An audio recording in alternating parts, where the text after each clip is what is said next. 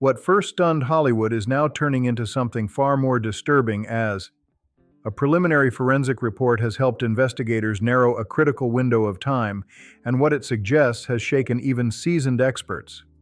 Authorities say the situation escalated rapidly, and what unfolded inside the home nor was it sudden. Instead, investigators believe it was the result of that had been building quietly beneath the surface. Sources familiar with the case believe the night may have begun earlier at Conan O'Brien's Christmas party, where several guests reportedly noticed Nick acting tense and unpredictable. What started as an argument, according to those accounts, may have followed him long after the party ended, setting the stage for everything that came next. After leaving the event, Nick allegedly returned to the Brentwood area. Investigators describe his behavior as calm on the outside, controlled in his movements, and deliberate in every step. Surveillance and witness accounts suggest nothing erratic at first glance. That's part of what has unsettled authorities the most. Records indicate that he later checked into a nearby hotel, acting composed and quiet, drawing no attention as he paid and went to his room. What raised eyebrows came shortly afterward. Investigators confirmed that Nick secured the services of Alan Jackson, one of the most high-profile defense attorneys in the country, remarkably quickly. According to sources, this was allegedly done using family inheritance funds, a move that immediately sparked difficult questions. The speed and confidence of that decision stood out. The Los Angeles County District Attorney's Office states that the incident inside the home occurred sometime between midnight and the early morning hours. There were no signs of forced entry because none were needed. Investigators say the individual had access, familiarity, and full knowledge of the residence. Security records later placed Nick at a Santa Monica hotel around 4 a.m., roughly 20 minutes from Brentwood. Hotel staff reported nothing unusual, no visible distress, no phone calls, just a man sitting quietly, seemingly detached from everything happening elsewhere. Hours later, concern turned into alarm when a scheduled visitor arrived at the home and received no response. Calls went unanswered, doors were opened. In that moment, everything changed. Authorities rushed in, secured the scene, and quickly realized this was not a sudden, isolated act, but the end point of a night that had unraveled in silence. Earlier that evening, around 9 p.m., surveillance footage from an Arco gas station near Exposition Park captured Nick purchasing a sports drink. He appeared restless, pacing slightly, scanning the area, yet still composed enough to complete the transaction. At approximately 9:15 p.m., LAPD officers working with U.S. Marshals detained him nearby. There was no resistance, no explanation. He remained silent as officers took him into custody. Footage from that moment shows a young man who appears emotionally drained rather than panicked. Later, forensic estimates suggested the couple had likely passed several hours before they were discovered. That timeline deepened the mystery and forced investigators to confront a difficult question: what truly led to that breaking point? Authorities believe Nick may have attempted to clean himself before leaving the home or later at the hotel. Despite that, traces of evidence may still remain. Surveillance cameras tracked his movements throughout Santa Monica that same morning. Experts believe the object involved was likely taken from inside the home, something ordinary and easily accessible. That detail added a chilling layer. Familiarity mattered. Forensic analysis later corrected early assumptions. Initial reports suggesting a single act were revised after evidence revealed multiple serious injuries. Professor Joseph Scott Morgan, a respected forensic expert, explained that repeated injuries often suggest deliberate action rather than a sudden emotional outburst. These situations involve proximity, control, and sustained effort. This was not something that happened in seconds. Another troubling detail emerged from reports suggesting the couple may have been resting when the incident began. If accurate, it would indicate intimate knowledge of routines and vulnerabilities. Investigators emphasize that actions taken at such close range reflect personal, controlled behavior rather than detachment. Attention soon turned to what followed. Reports revealed that Nick allegedly used family inheritance funds to secure legal representation. Public reaction was immediate. His attorney, Alan Jackson, is known for handling only the most complex cases, often at extraordinary cost. When questioned, Jackson declined to discuss who was paying his fees. Then came a major update. On December 18, 2025, multiple sources close to the family reported that the legal fees were allegedly being covered by the Reiner estate, valued at approximately $200 million. According to insiders, surviving relatives believed pursuing a mental health-based defense was the most humane path forward. As the investigation continues, each new detail adds weight. What remains unanswered is not just how this happened, but why. They reportedly believed this course of action aligned with what Rob and Michelle might have wanted for their son under California law. Legally, anyone convicted in a case like this cannot benefit from the victim's estate, a reality that now hangs over every decision connected to the case. As the investigation moves forward, each new detail seems to raise more questions instead of bringing clarity. The law itself adds another layer of complexity. While a defendant cannot inherit from victims, it does not automatically prevent other relatives or estate executors from using estate funds to cover legal defense costs. Legal analyst Sean Wessner explained that although this is technically allowed during active proceedings, it remains controversial and legally risky. Some experts argue an executor could refuse to authorize such payments to avoid backlash or future legal disputes. As of now, neither the family nor the court has officially confirmed where the legal funding is coming from. That silence has only intensified public speculation. Loyalty, justice, and morality are colliding in real time, and no one involved appears ready to draw a clear line just yet. Then came the next major development. Nick Reiner appeared in court for the first time, facing 2 counts of first-degree charges with aggravating circumstances involving multiple victims. The gravity of the moment was impossible to ignore. He entered the courtroom wearing a standard blue inmate uniform, a stark contrast to the life of privilege once associated with his last name. Standing beside him was Alan Jackson, calm, controlled, and clearly prepared. The hearing was tightly restricted, with no live cameras permitted, which only fueled public curiosity further. Jackson immediately requested a delay of the formal arraignment to give his client more time to determine how to proceed. The judge agreed, setting the next hearing for January 7th. Until then, Nick remains in custody at the Los Angeles County Jail. During the hearing, the only time the public heard Nick speak came in response to a single question. Asked whether he would waive his right to a speedy trial, he answered quietly, "Yes, Your Honor, I do." No explanation followed. The hearing ended quickly, leaving a heavy silence behind. As attention turns toward January 7th, investigators have revisited a deeply troubling aspect of the story. Behind the famous name and public visibility was a long history of personal struggle that followed Nick for years.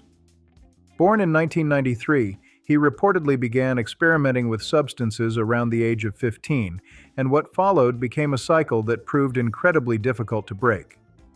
Growing up surrounded by expectation, pressure, and visibility, Nick's world often felt overwhelming. His family reportedly recognized the warning signs early and sought help. Rob and Michelle sent him to rehabilitation while he was still a teenager, beginning a long pattern of treatment and relapse. Despite setbacks, they never cut ties. They continued offering structure and support, even allowing him to return to their Brentwood home in hopes of providing stability. That history now sits at the center of the case, raising painful questions about responsibility, boundaries, and how far parental devotion can stretch. Rob reportedly spent years trying to guide Nick through creative projects, believing purpose could offer stability. Addiction, however, remained relentless. Recovery was fragile, and progress often temporary. The home meant to provide safety slowly became a place of constant concern and emotional strain. Friends say Rob lived by one belief: a parent never gives up on their child. That devotion defined his approach, even as the situation grew more volatile. Eventually, What friends described as tough love led Nick to leave and live independently. He moved between states, Maine, New Jersey, Texas, searching for freedom but finding instability instead. There was a brief moment of hope in 2015 when Nick stayed sober long enough to work with his father on the film Being Charlie. The project mirrored his own struggles and brought father and son together. For a time, trust returned, but by 2018, he relapsed again, reportedly causing significant property damage during a volatile episode. By 2020, Rob and Michelle allowed him to return home once more, hoping supervision might help. Friends say their optimism was fading. Nick's behavior reportedly became more unpredictable in the months leading up to the incident. That long history now looms over the courtroom. Many believe addiction and mental health may play a role in the defense strategy. Alan Jackson is known for cases that focus heavily on mental condition and intent. Some insiders suggest the defense may argue that years of substance use impaired Nick's ability to regulate his actions that night. Witnesses at the Santa Monica Hotel reportedly described him as heavily impaired. As the case continues, the past and present remain tightly intertwined, leaving the public watching closely for what comes next. Investigators have made one thing clear: substance use alone does not remove legal responsibility. Under California law, voluntary intoxication rarely excuses actions. At most, it may affect how intent is interpreted, and intent is the central battle in this case. Prosecutors are already signaling that earlier conflicts and deliberate behavior point to awareness and control, not confusion. If the evidence shows preparation instead of panic, the defense faces a steep uphill climb. With special circumstances attached, Nick could face life without the possibility of release. Even without those enhancements, sentencing could still fall between 25 years to life. Authorities have stated there is no indication of self-defense or accidental harm. Experts describe the incident as driven by intense emotion or loss of control, rather than mistake. What raises the stakes further is the public profile of the victims, decades-long Hollywood figures with deep industry ties. Potential witnesses reportedly include names like Conan O'Brien, Larry David, and Billy Crystal, turning the case into a possible national spectacle. Analysts believe the trial may not begin until late 2026 or early 2027, with a plea deal considered unlikely. Forensic findings reportedly place Nick directly at the scene, supported by biological evidence and surveillance footage. Age also matters. Rob and Michelle were elderly, while Nick was 32. Prosecutors are expected to highlight that imbalance, along with the sustained nature of the incident, as signs of intent. Then the focus returns to the night many believe set everything in motion: Conan O'Brien's Christmas party. Rob and Michelle brought Nick along because they were worried about him. Friends say his behavior had grown increasingly unpredictable, and leaving him alone felt risky. At the party, Nick didn't blend in.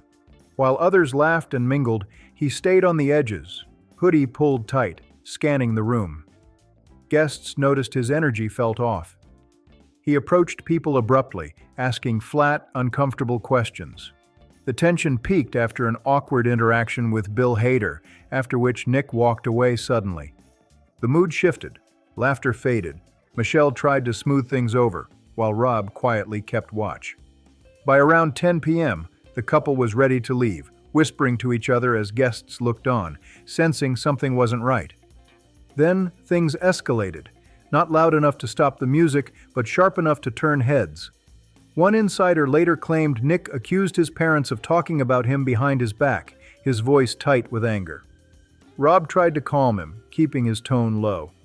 "Let's just go home," he said quietly. But Nick pushed past him, knocking over a small table of drinks. That moment drew attention. Security stepped in, and Conan O'Brien moved quickly to help de-escalate the situation. "It's okay, let's get some air," he reportedly said. The group shifted toward the exit.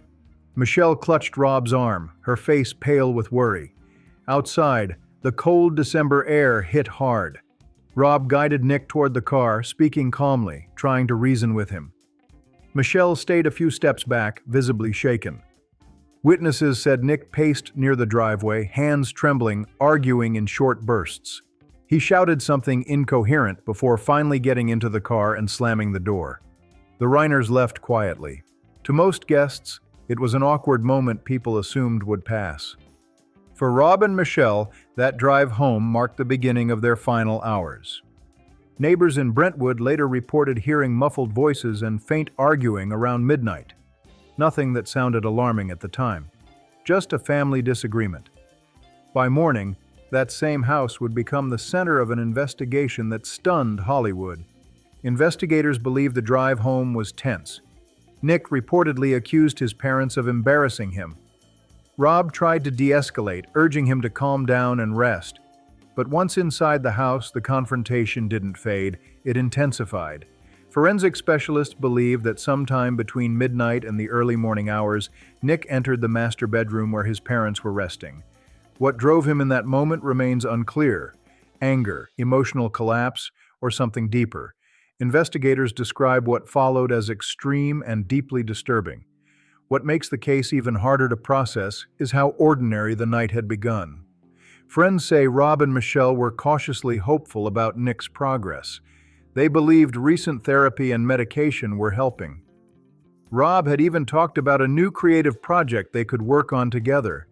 No one imagined how fast everything would unravel. The discovery sent shockwaves through Hollywood. News spread first as whispers, then as confirmation. Tributes flooded social media as colleagues and fans struggled to understand how a family so deeply loved could be torn apart in a single night. Attention quickly shifted to Nick, his mental state, and the warning signs people now wondered if they had missed. Old interviews resurfaced, including one where Nick once said, "I feel like I was born into a spotlight. I never asked for that." The quote echoed with painful weight. As investigators pieced the case together, surveillance footage, forensic material, and witness statements from the party sharpened the timeline. Nick's erratic behavior, the argument, the abrupt departure. Everything began to align. Yet deeper questions lingered, about responsibility, about limits, about how far love can stretch before it breaks. Psychologists consulted by multiple outlets described the situation as a perfect storm: long-term instability, emotional volatility, and unresolved trauma colliding at once. Even Conan O'Brien, who rarely comments on private matters, released a brief statement expressing sorrow and disbelief.